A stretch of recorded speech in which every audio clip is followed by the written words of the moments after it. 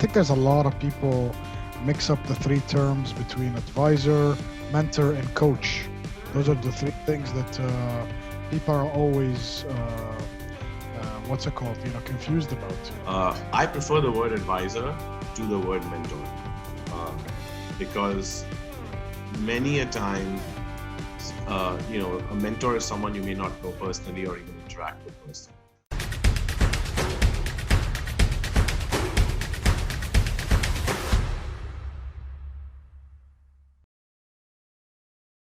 Yeah, so I guess I wanted to kind of do a follow up on Abe's last question as well, and so I have like Ali, I've got a few people I turn to for various scenarios, whether it's personal or professional. And there's a gentleman, I'm not going to name for purposes of anonymity, who I'd approached time ago, to as a potential investor. And we started talking, like, I don't know, 3 years back, and completely out of the blue. I was out of the woodwork, so they had no contact. I was basically free from the market, just like I kind of approached Ali as well, right? This is my thing. Like, it's a signature thing. I'm not afraid of reaching out to people, but if I'm genuine, then maybe there's something that wonderful that can happen. But it takes time, and that's the key thing that I think a lot of people fail to realize, is that you're not going to convert a relationship overnight. It's going to take time, and it shouldn't have any ulterior motives or intentions. It should have a very laser focused purpose. It's like, I need to have something specific that I want from them, and I need to make it clear to them so that they can be clear about whether or not that's something they can participate in. And so obviously my intention was raise funding, and over the years, I never got the check, right? And then COVID happened, and I met with this gentleman, sometime just a few weeks, maybe a month before COVID, kind of the lockdown and everything happened. And they were very frank with me. They'd give me some advice on some of the structuring that I need to do on one of the businesses. And he says, "Look, Zohair, I'm going to be straight with you, okay? I like you a lot. I think you've put in a lot of time into getting to know me, into speaking with me and sharing me, what you're trying to do. And I see that what I give you as feedback, a lot of it reflects in what you're doing. He says to me, I don't understand what you're doing. I cannot, like, I can't see, for me, I don't have enough domain expertise to be able to participate in a meaningful way where I can actually write you a check knowing that this is actually going to be a potential turnaround for me, right?" And I was like, this is interesting. Like, it was a bit of an existential crisis for me, because I was like, well, all this time I thought I was being clear. And, you realize that in the process of building a relationship, you're also creating complexity in what you're talking about. And this is what he said to me. And I think for me, that moment culminated into those 3 years. It literally just culminated in that one situation. He said to me, I want to be involved with whatever you do. I don't think this is going to work because I don't understand it, but that's also because I don't know enough about it, right? But I will get behind you in whatever you do because I believe in you. And I think that you have something about you, whatever. It was very, very, very encouraging and very rewarding in a lot of mental ways as well, right? And I took it, and I was like, you know what, this is it for me. I think this is a turning point, because I realize now that you spend your whole life trying to chase great ideas or try to do something meaningful, but in the process you also build really great relationships with people that you may or not otherwise come across. So on that question, Ali, on that point, actually, Ali, I want to ask you, like, in your life, I mean, you've spent so much time interacting, and now you're in this fantastic role with Microsoft, and you're basically, and it's funny because you've jumped right into the bee's nest in in the Middle East, and you're working, like, with Microsoft, with the startup community. What I don't know if, I mean, what's your expectation from the larger ecosystem? And this doesn't have to be about startups. This can be about a corporate that you could help with innovation. It could be individuals. But what's the big picture sort of contribution that you think that advisory, whether it's yours or somebody else's, can actually help somebody in overcoming something that they may not even realize is an obstacle? That's a very good question.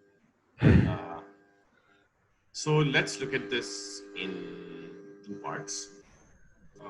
Let's look at it from a founder startup community angle, and let's look at it from a structured SME corporate angle.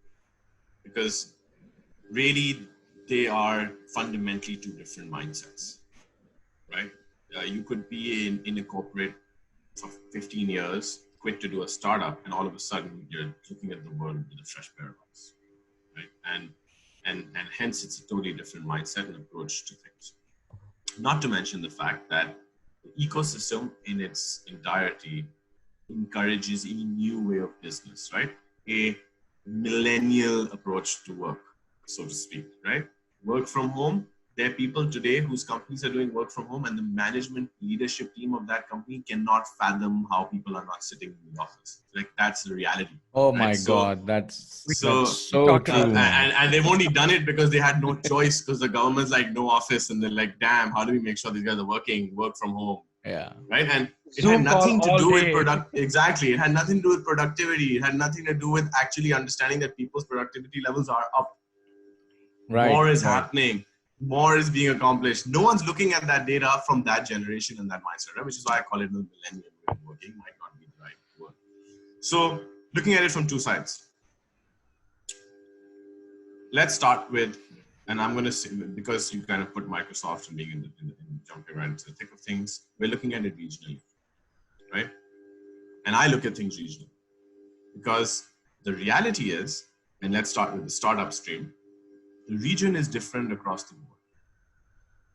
There's some countries that can attract venture capital funding for many reasons, such as political stability, which a lot of the countries in the region have and don't have. Being pegged to the US dollar, which a lot of countries in the region are, including the UAE, and many aren't. So they're affected by that FX. And then there's a lot of countries in the region that have completely different approach to regulation. Look at us in the UAE. There's blockchain projects, smart cities, there's like futuristic regulation being created, sandbox environments, everyone's playing around with things to figure out innovation. There's a lot of markets here where you can't even do fintech properly because guess what? You can't use the cloud for data hosting. And therefore your costs go out of whack. And this doesn't make sense. And you're not allowed to do this and you're not allowed to do that. And you can get a lead, but you can't collect a form. And it's like you're in the Stone Ages, right? So the first fundamental understanding is that countries in the region are different. And as such, their ecosystem evolution is different. And as a founder, you may have the right mindset, but many a times you may have to take off the founder mindset that a lot of the incubators, accelerators teach you about, because the iterative process in its Silicon Valley definition may not work for your market. You may have to do certain things that don't fit the efficiency operating model of your idea or your business in the first few years, just to build trust with the ecosystem partner that you need to plug in with or work with to help them evolve to the level where they can use your system to the max, right? These are completely different approaches. So if you look at the UAE and now Saudi Arabia and a lot of other countries in the Gulf, what do they have? They have a great infrastructure that they've built. They've built the base. Co-working spaces, great internet speed, access to financial services, as well as how to open up a business and be able to do access regulation. So the base is great, right? But what don't they have? Which is the other end of the spectrum. They're a very small market. So to really create value and get funding, a startup coming out of the Gulf countries has the base to be great, but needs the market to really scale and get that multiple valuation, right? But that market exists in other countries, and those countries in the region may not necessarily have that base. So you gotta go wide, but you gotta focus on the narrow simultaneously as you enter countries, which is a completely different way of just starting a startup and raising capital and trying to say, oh, I'm going to capture the UAE market. For large investors to become a unicorn, it's not, the reality is there just aren't enough people, right? 10 million people in the UAE is half the people in one city of Karachi, Pakistan. Right? And so if you look at it, the startups, as much as they have the infrastructure, aren't, and a lot of them I've seen, aren't really thinking regional. And when you start thinking regional, it's not just numbers on an Excel sheet. It's not just putting Egypt, Saudi Arabia, Turkey, Pakistan on an Excel sheet. It's about really understanding the cultural nuances of how operations would need to function in those markets. Where you need to do cash on delivery because guess what, there just isn't enough credit card penetration. People And don't how trust that it. cost of cash affects your business operations, right? These are all differences that you have to deal with as a startup that's going to expand in the region to reach the valuation you want. Be it so that the UAE as your base has a very strong base that you build on, right? So that's it. All of that is what? It's a mindset, right? So when we say, you must have heard the term growth mindset, and I really like using that. It's a mindset of constantly evolving your learning. It's a mindset of constantly evolving how to approach things. It's an iterative mindset to everything you do, right? So that in itself, when it comes to startup founders, is how they must look beyond just an idea or a model, right? It's really the operations of it. And I feel a lot of startups that have managed to successfully raise capital because of that mindset of looking at everything in a box, because guess what? If it works here like this, it will work here like that, is where they lose out on really capturing markets across the region, right? And I think capturing markets across the region is where you will see real growth if you're a startup from here. Similarly, if you look at corporates and now SME side, it's the same mindset problem. So the answer is the same. It's mindset, right? And why do I say mindset? Because mindset is everything to how you, it's got everything to do with how you approach your day-to-day job in a corporate structure. So if you're talking about an SME or a corporate, you'll see, like we mentioned earlier, there's a huge generation of leaders who own companies, manage companies across the region that still just want FaceTime of their employees sitting on their desk in the office without realizing that people are way more productive in work from home. And what does that mean? That means in itself that they have not embraced how the world works today. There's many countries in the region that have 25 to 30 people, accounts and finance departments doing debit, credit, and billing and collection information documentation, completely ignoring the fact that there's a simple tool called QuickBooks that can get away with 25% of that, 20% of that workforce, or 20 people in that workforce, saving their cost of HR and making them way more efficient when it comes to that documentation and access to that data in the form of a report for database decision making, right? So how do you change that? You change that with the mindset shift, with the fact that the way of the world has changed and the tools available to you thanks to the advent of different technologies, the speed of the internet, increased bandwidth, increased storage, all of that has changed the fundamentals of how work is done. Yesterday we would take receipts on a paper book, which still happens in some countries. So whereas you take a receipt in a paper book and they have like an ink sheet behind it, and that ink sheet makes a copy for them and the carbon copy. And then they collect that carbon copy in like piles of papers for a whole month. And then one guy sits down and he goes through those carbon copies every month to make sure their accounts are done. And then they want to avoid tax. So they do that once and then they do that again, just to make sure that one's for tax purposes and one isn't. That's crazy. I mean, just think about all that time that the person who's doing this could be doing something else that could positively be impacting the growth of their business instead of just doing that admin task, right? Yeah. So it's a mindset shift. And what I boil that down in the corporate setting is to the disconnect or the underutilization of HR with respect to corporate mindset. So you have CEOs and boards that engage McKinsey, Accenture, or any of the smaller consulting companies, or they have their in-house teams, and they create these amazing strategies of a future direction and, digitization and digital transformation and so on, without thinking that you can have the best car in the world, but if you haven't prepared the driver to drive that car at the speed that it needs to be driven, then guess what? It's not going to work and not going to win the championship, right? So the reality is there's a disconnect between that HR function, which is part of speaking to employees, communicating to employees, the purpose of the new direction, the purpose of the new strategy. Why we're putting a CRM? I mean, just think about it, right? A company that's never had a CRM says we need to do CRM because if we have a CRM, we know our customer. If we know our customer, we know how much money we make per customer. If we know how much money we make per customer, we want to focus on taking it from $5 per customer to $20 per customer and focusing on customer lifetime value and therefore improving profitability without having to spend money on acquiring new customers. Beautiful digital journey of a sales process, right?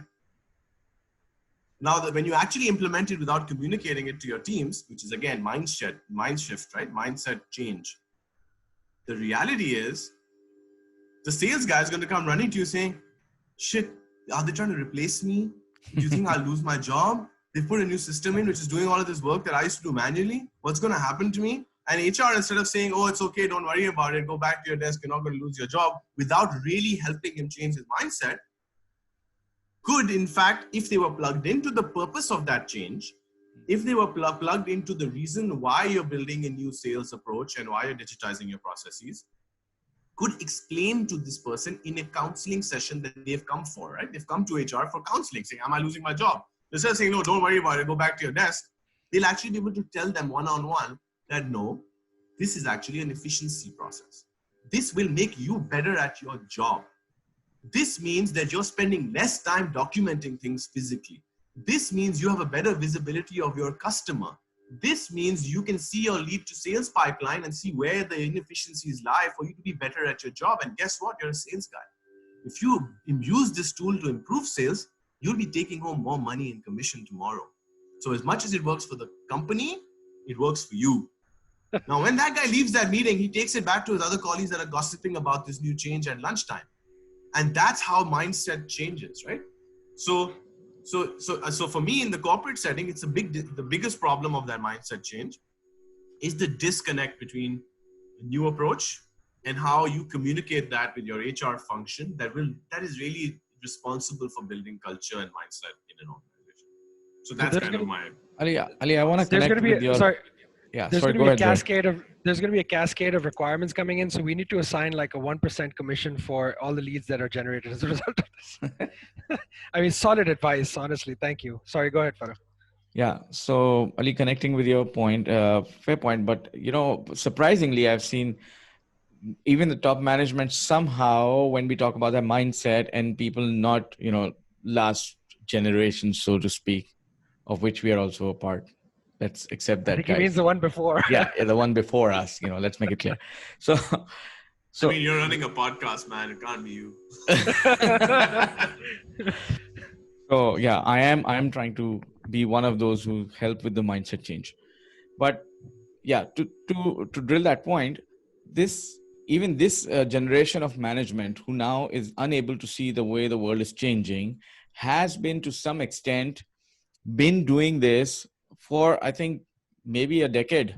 When we say we've had IT departments, outsourced to different countries for a long time, operations outsourced it for a long time, they talk about numbers in terms of productivity rather than having the face on desk. See, now when we talk about this change that is coming because of for example, COVID or the way things are going, the digital way, then yes, you suddenly need all the people sitting in your office, irrespective of whether they're productive or not.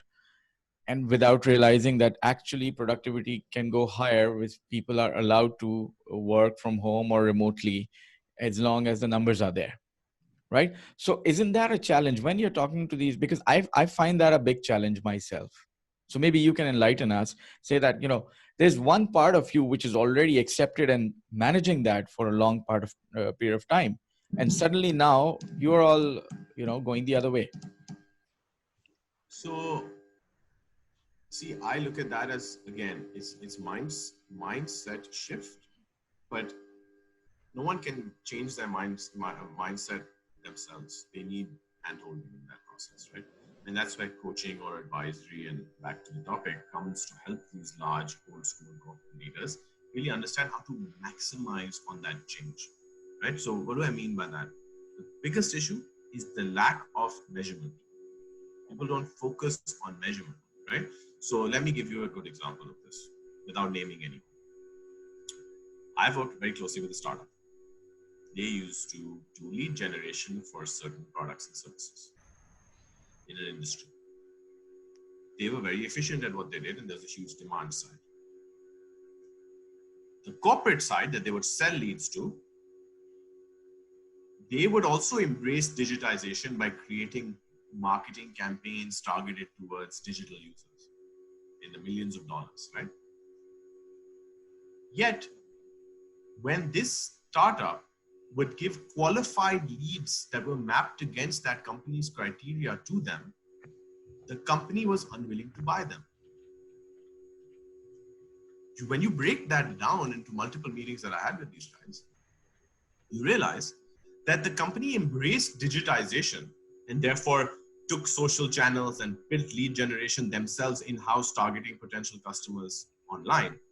However, they internally had a zero understanding on how much money they're spending online and who a qualified customer is coming from that channel and how much money they are spending on that one qualified lead, which was way more than the cost that the startup was charging them. And if they had known that, because they were measuring that, they would easily have bought those leads from the startup, right? Which they didn't. So I boil that down to measurement. Productivity, if measured correctly, is something that can add value when it comes to this change. But if you don't know how to measure, you'll never be able to determine that productivity level in the first place, and therefore not execute appropriately. So that's what I think is the biggest issue. Great. All right, good stuff. So I think we've had Abe. Do you have any other points, or should we start? Well, the I do have a lot more points, but I think we need to. I know we can always have you back, Ali, at any time. So I know. So I mean, I want to leave with something, which I mean, like, if anyone is a younger audience that uses this, right? So this is just for COVID situations. So something I've been doing with a bunch of people, right? It's hard to get jobs, but there's a framework I use. It's my own framework. I don't know if it exists anywhere else, which focuses on how to find the right gig. And it's a lot about internalization and identifying the right opportunities. So if you want, at some point we can kind of go deeper into that. I know we're running out of time, but it really focuses on looking at what you want to do in life, as industries you would like to work in, learn about, especially young in your career, 5 to 10 year horizon. Job functions you think you're interested in learning, because every industry has a function and multiple functions. You kind of go through the list of top 5 functions you want to work in. Companies you would like to work at, as in large brands, specific labels, whatever it is. And then external research that you conduct as a young graduate on where the money is going with respect to industry investment over the next 10 to 15 years. And I've got a framework that if you list these 4 things down, you could get your plan for where you want to go and how you can build your, either it's an internship or your first job in relation to achieving that goal. Because the reality is, at a job, your boss is everything. And 85 to 90% of the time, you get a terrible boss. So if you have a terrible boss, the only thing that's going to keep you going is if what you're doing aligns with a plan. And if that plan isn't structured right and you haven't started in the right way, you're going to end up quitting your job just because your boss sucks. And that's never a good place to be, because that's what throws you into the spiral of confusion, right? So that's just something I wanted to share for younger audiences. Great. Thank you so much, Ali. Agreed, 100%. Yeah, that's really valuable stuff, actually. And I think the more guidance that's available at a younger age, the more organized these young people are going to be coming into the workforce as well. So as a way of winding up, and Ali, thanks a lot for coming and talking with us and sharing with us a lot of what I think we can really expect and look forward to seeing materialize from you as well, now that you're here in our neck of the woods. I think we'll just quickly go around the room and just kind of do a one takeaway that we've gotten from this session. And I'll kick it off with a very simple, I think advisory is valuable.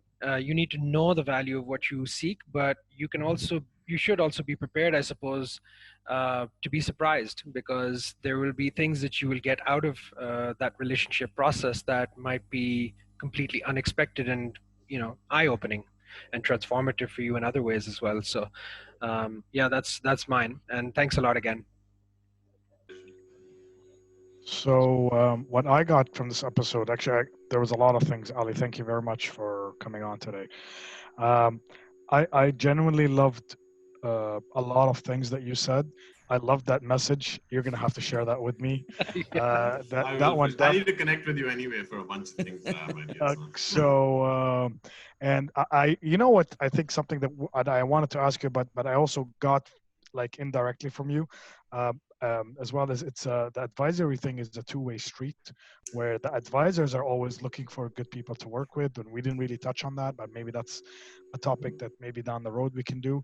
That's very, very important, because Agreed. good people usually you know you know people levitate towards them, you know what I mean, and there was a lot of things, the definition of the advisor in the beginning was very good. I think it was very on point.